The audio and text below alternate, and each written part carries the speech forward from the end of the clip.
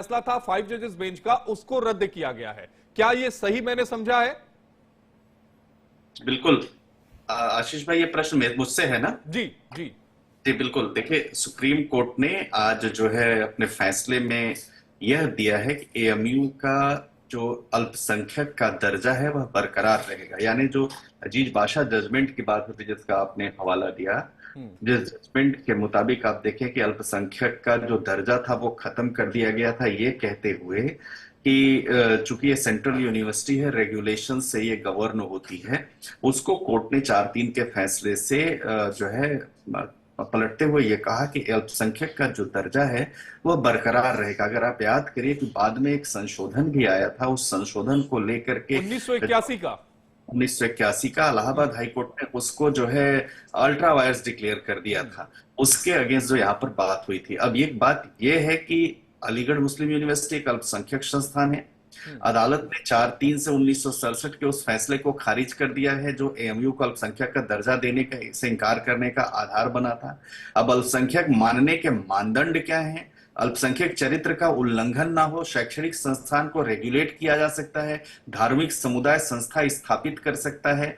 तो ये जो प्रिंसिपल सेटल्ड है उसके आधार पर एएमयू के अल्पसंख्यक दर्जे को नए सिरे से निर्धारित करने का काम 3 जजों की बेंच पर छोड़ दिया है। अब मन एक सवाल ये क्या उठता है कि ठीक है, अल्पसंख्यक संस्थान का दर्जा तो मौजूद होना चाहिए, लेकिन क्या उसको रेगुलेट करने के लिए सरकार रेगुलेट कर सकती है या नहीं कर सकती है? Certain restrictions. अभी कुछ दिनों पहले 2 दिन पहले ही जजमेंट आप देखिए, हम लोग डिस्कशन में भी थे आशीष भाई, जिसमें आया था कि मदरसा एक्ट को रेगुलेट करने का जो राइट है वो सरकार के पास कितना है। हम्म। तो अब यहां पर एक बात यह आएगी, क्या वो syllabus at par with other universities होना चाहिए?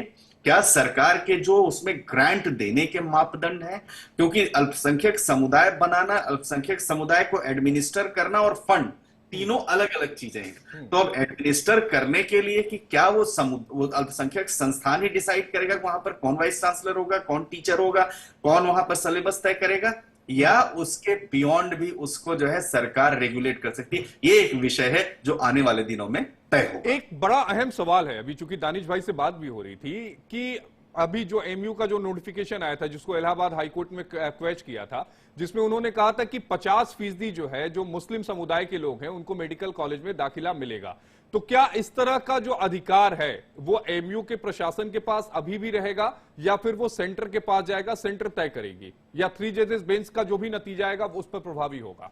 देखिए, अभी तो 3 जजेस बेंच का डिसेंटिंग व्यू है। हम्म। तो डिसेंटिंग जजमेंट है, वैसे भी सुप्रीम कोर्ट के सेटल्ड प्रिंसिपल्स के मुताबिक जो जो मेजॉरिटी व्यू है उसके सामने उसके कोई आधार नहीं होते हैं। लेकिन सवाल यह है कि अब जो डिटेल्ड जजमेंट आती है, उस डिटेल्ड जजमेंट में ऐसा क्या वो डिसाइड करते हैं कि भाई जो रेगुलेट करने का है वहां 50% का आरक्षण किसके लिए रहेगा? क्योंकि आपको यह भी देखना पड़ेगा कि कॉन्स्टिट्यूशनली गारंटीड जो रिजर्वेशन है वो भी वायलेट नहीं होना चाहिए। तो उसके आधार पर, उसके हिसाब से जो है वो तय होगा। लेकिन आशीष भाई, एक बात यह है, यह विवाद अभी यहां पर खत्म नहीं हुआ है, यह विवाद अभी यहां पर थमा नहीं है। लेकिन अश्वनी भाई ये बताइएगा कि जो कॉलेज को हेड करेगा, मान लीजिए कि जो डीन होंगे उसकी नियुक्ति कौन करेगा?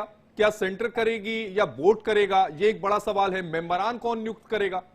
अगर अगर इसीलिए जब हम देखें तो जितने अल्पसंख्यकों के उस समय विरोध प्रदर्शन के बाद जो कानून आया था, उस कानून में स्वायत्तता का अधिकार, ऑटोनॉमस कैरेक्टर इवन अपॉइंट करने का वहां दे दिया गया। लेकिन बाकी यूनिवर्सिटीज में भी हम देखें तो हर यूनिवर्सिटी का कैरेक्टर ऑटोनॉमस होता है। वहां पर जरूर यह है कि यूजीसी नॉर्म्स बनाती है खासतौर से टीचर्स के अपॉइंटमेंट के लिए, कौन फैकल्टी में होगा और क्या उसको यूनिवर्सिटी में टीचिंग के क्राइटेरिया क्या होंगे, मेथड क्या होंगे और क्या बेसिक क्वालिफिकेशन होगी। इसीलिए आप देखिए कि यूनिवर्सिटी टीचर्स रेगुलेशन आया जिसमें उन्होंने कहा कि नेट एक इसेंशियल क्राइटेरिया होगा। उसी तरह से इसमें यह देखना कि जो व्यक्ति वहां टीच करेगा क्या वो अल्पसंख्यक समुदाय का ही वहीं का होगा, एएमयू का ही होगा, या गवर्नमेंट उसमें कर सकती, कितना कर सकती है, यह भी एक विषय है। क्योंकि बहुत सारी चीजें आप देखिए, आप सबसे बड़ा सवाल यह है कि अगर फंड यूनिवर्सिटी ग्रांट कमीशन के माध्यम से दिया जा रहा है, फंडिंग हो रही, तो निश्चित तौर पर सरकार का इंटरफेरेंस तो अपने आप आ जाएगा। सिर्फ फंडिंग के लिए तो कह नहीं सकते कि हमें फंड जो है सरकार दे रही है, लेकिन हम अपने हिसाब से करेंगे। तो एक एक प्रश्न है। और 3 जजेस बेंच की जो बात है वो अभी तीनों में, इसमें ये मामला यहां खत्म, ये इसको रेफरेंस के लिए भेजा जाएगा, उस समय ये डिसाइड होगा। क्योंकि जस्टिस सूर्यकांत की भी अगर आप जजमेंट पढ़ेंगे और जस्टिस दीपांकर दत्ता के और जस्टिस सतीश चंद्र शर्मा के, उन जजमेंट्स में बड़े आधारभूत सिद्धांतों को उठाया गया है।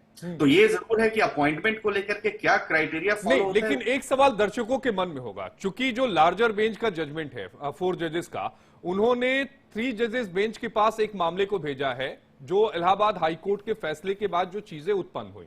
तो 3 जजेस जो बेंच होगी अश्विनी जी, वो क्या डिसाइड करेगी, उसके पास क्या रहेगा? क्या एएमयू का कैरेक्टर जो है अल्पसंख्यक है या नहीं, वो 3 जजेस बेंच डिसाइड करेगी?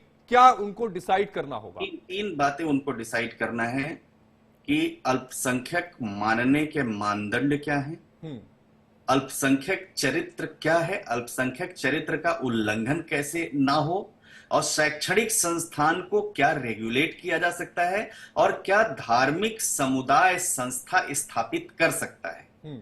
इस मामले में जो सेटल्ड प्रिंसिपल्स हैं, विकसित सिद्धांत हैं, उसके आधार पर एएमयू के अल्पसंख्यक दर्जे को नए सिरे से निर्धारित करने का काम इन 3 जजों की बेंच पर तो छोड़ आज दिया के है। मामले में, आज की जो फैसले की बात कहें तो कानूनी जो पेचीदगियां हैं वो और ज्यादा बढ़ गई, क्योंकि जो 3 जजेस बेंच भविष्य में डिसाइड करेगी, उस फैसले का असर ना सिर्फ एएमयू बल्कि सारे जितने भी माइनॉरिटी इंस्टीट्यूट हैं उन सब पर पड़ेगा जो सेंटर द्वारा गवर्न होते हैं। निश्चित जो जितने भी माइनॉरिटी इंस्टीट्यूशंस हैं जो कहते हैं कि हमें ही अधिकार मिलना चाहिए, चलाने का हमें ही अधिकार मिलना चाहिए, पढ़ाने का हमें ही अधिकार मिलना चाहिए, वो वहां की जो एजुकेशन जो सिलेबस है वो निर्धारित करने का, उस पर असर पड़ेगा। यानी एक बात, एक बड़ी पेक्युलर सी स्थिति यह है आशीष भाई कि 4 जजेस बेंच ने कहा कि अल्पसंख्यक का दर्जा तो मौजूद रहेगा, लेकिन कितना रहेगा वो 3 जजेस बेंच जब डिसाइड करेगी तब।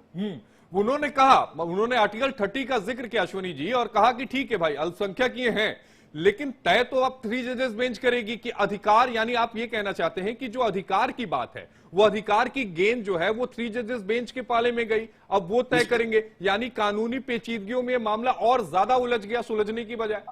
हाँ, उलझा है कुछ दिनों के लिए, लेकिन एक बात यह है आशीष भाई कि सुप्रीम और संविधान के अनुच्छेद 30 के तहत किसी भी शैक्षणिक संस्थान को अल्पसंख्यक संस्थान का दर्जा देने का मापदंड क्या है, ये भी एक बड़ा विषय वो संविधान में दिया गया है। और वो मापदंड एडमिनिस्टर करने का, वो रन करने का उसको शैक्षणिक संस्थान को है।